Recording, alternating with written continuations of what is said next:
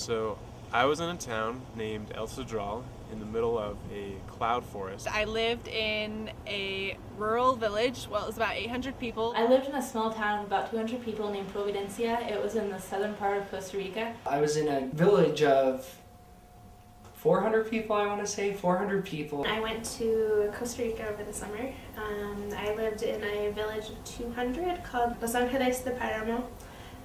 It was up in the mountains.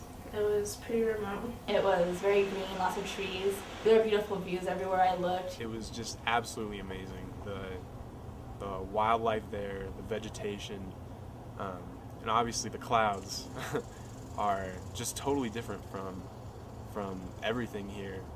I mean, you know, from the weather down to the people, just everything is completely changed. The only really civilization that there was we had a school and a puesto de salud, which is just a clinic, and 2 little convenience stores, and that's about it. There was electricity and running water, but it was limited. Before you even go to the country, you spend a lot of time in training. You learn about what to expect when you go to a community, and you learn about it's a really unique program, I think, because not a lot of other programs for high school people allow you to get that kind of independence and immersion in a foreign culture. I was pretty scared going into it. I was pushing the limits of what I knew, leaving my family for the summer and going to be with another family I didn't even know. I had no idea where I was going, had no real contact with my parents, and I could not ask for a better summer. It was really eye-opening for me to see how little you can live on and still be successful, still be happy. Going from a home here in Salt Lake to a home where, you know, they have enough to live, but it's not a lot, and they value what they have. It was an amazing experience. They're very friendly. They'll say, "Hi, how's it going?" Even if you don't know them, they'll start a conversation with you. They might even ask you into their house for coffee. And I love that about their culture. They're just so open and friendly. I feel like that's an element that we miss out on here, and I feel like that is one of the most important things that I brought back with me. People in Nicaragua, they barely have anything, but they are some of the happiest people, the most generous people, potentially some of the best people I've ever met. My community was definitely a very fun place. In no other place besides Latin America can you just walk into someone's front room and have them open their arms and say welcome, you know, and that is really the great part about Latin America in general and my community is you could walk all around town, people would say adios, adios, and everyone was so friendly. My host family in Nicaragua, they aren't my blood family, but truthfully, I felt like I've known them all my life after just being there for 2 months. The biggest difference between going on a family trip to an exotic place and going with a program like Amigos to do volunteer work is that you have a lot of independence and the way that you interact with the people. I think if you go to, say, Costa Rica with your family and you tour the rainforests and the historic sites, then you'll see the people, but they'll be serving you and you won't really get a chance to interact with them or learn from them or learn about the culture. But with Amigos, you're really independent. You spend a lot of time just talking with the locals and learning about the culture, and it's just a kind of immersion you can't get anywhere else. So our project was building new bathrooms for the school. It's a lot of manual labor, which I was very happy about because I'm a very hands-on person. I really liked, I've never worked with cement in my life, but so we pretty much built it from the ground up. We dug the holes, put the posts in, supporting structure, cinder blocks, cement mixing. So what we were doing was working in the Puesto de Salud, doing just different administrative duties. What me and my partners would have to do was check in the patients that would come in, weigh them, take down just basic medical history, get their file, fill prescriptions, give a few immunizations.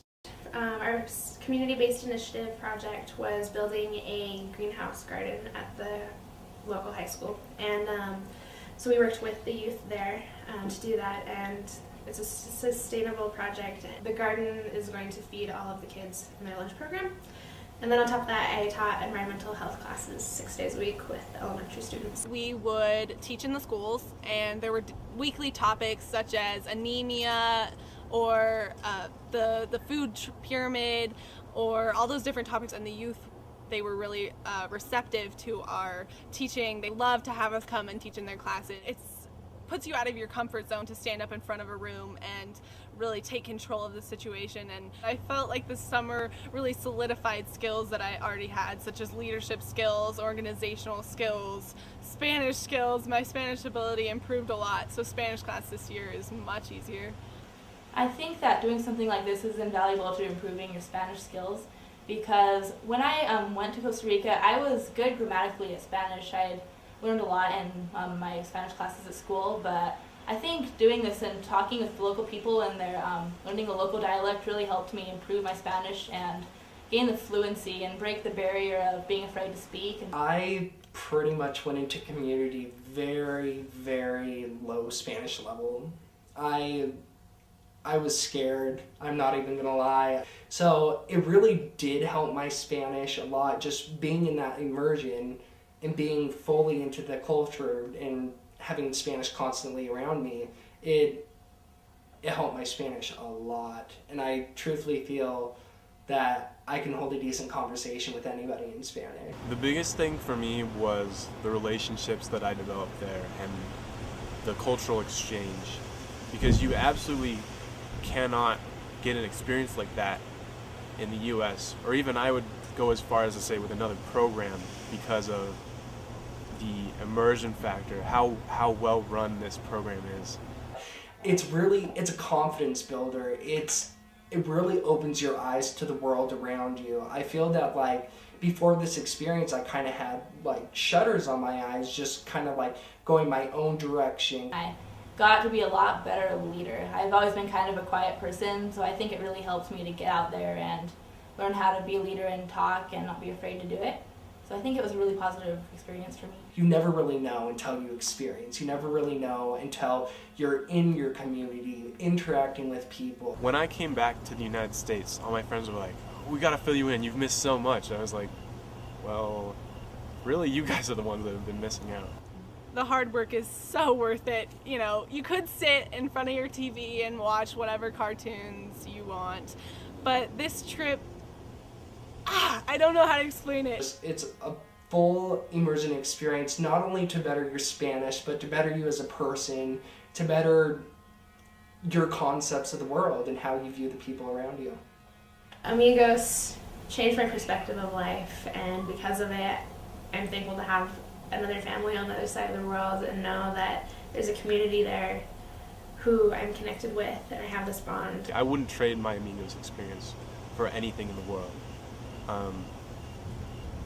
It's hard to grasp before you go, the kind of things that you learn there, and that you're able to apply to your own life when you come back. Amigos de las Americas changed my life.